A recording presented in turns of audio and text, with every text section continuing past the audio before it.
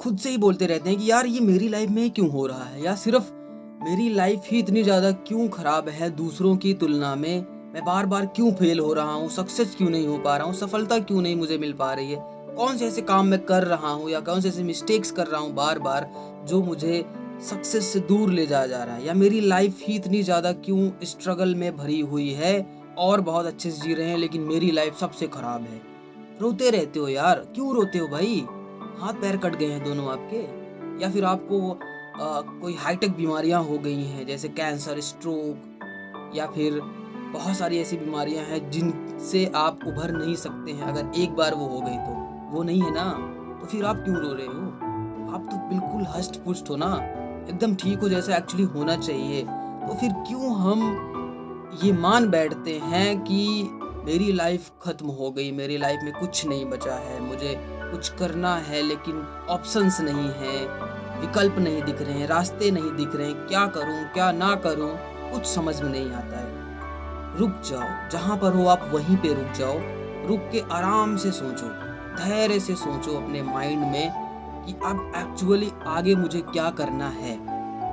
ये करना बहुत ज़रूरी है दोस्तों। कहीं पे पहुंचने के लिए कहीं से निकलना बहुत ज़रूरी होता है।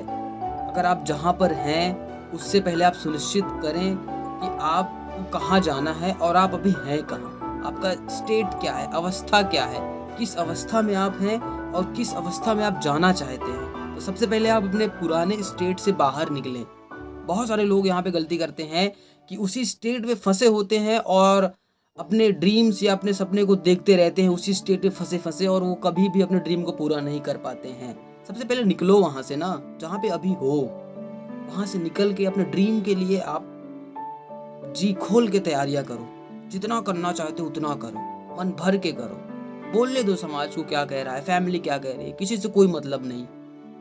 एक्चुअली में जब हम कहीं पे होते हैं, उसको हम ड्रॉप करते हैं, छोड़ते हैं, तो उसका सबसे बड़ा इम्पैक्ट फैमिली के ऊपर पड़ता है। और फैमिली हमेशा नाराज होती है इस बात से कि बेटा तुम जहाँ पे थे तुम्हें वहीं होना चाहिए था, आज तुम्हारे पास कुछ नहीं है। लेकिन उन्हें फ्यूचर नहीं दिख रहा होता, वो फ्यूचर आप देख रहे हैं कि आपने जो स्टेप डाउन अभी किया है, तो थोड़ा सा नीचे आप आए हो। तो जब आप किसी बड़े ड्रीम की तरफ जाते हैं तो कहीं ना कहीं से आपको निकलना पड़ता है। एक्चुअली यही बाउंस बैक होता है।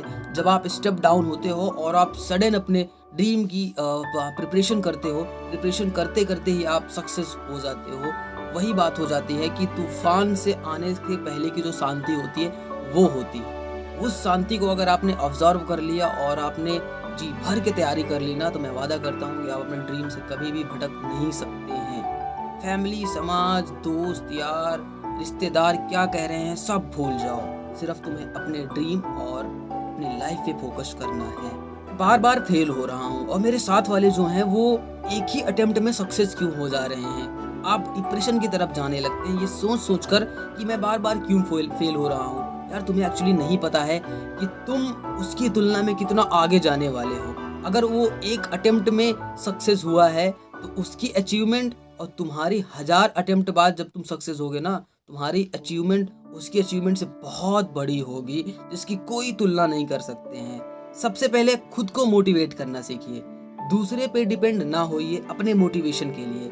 गलती हम यही करते हैं जब हम किसी बाहर आउटर सोर्स से मोटिवेशन लेते हैं तो वो टेम्परेरी मोटिवेशन होता है, यानी कुछ देर के लिए। जब तक हम किसी को सुनते हैं हमें बड़ा अच्छा लगता है, या लगता है कि अब सब कुछ मेरे सामने ही है और ये वीडियो या फिर ये बात मेरे लिए ही बनी है। नहीं, आप अपने लिए परमानेंट मोटिवेशन बनाइए। ये परमानेंट मोटिवेशन आप खुद से क्रिएट कर सकते हैं। अपने अंदर से सेल्फ मोटिवेशन क्रिएट करिए जो आपको हर समय काम आएगी।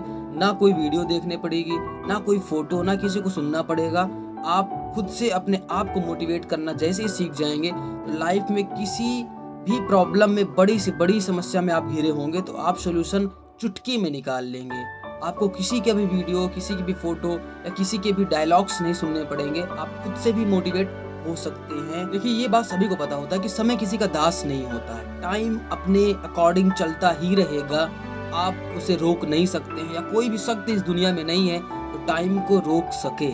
समय कभी न रुकने वाली चीज़ है। इसका मतलब है आपको भी समय के अकॉर्डिंग ही चलना पड़ेगा।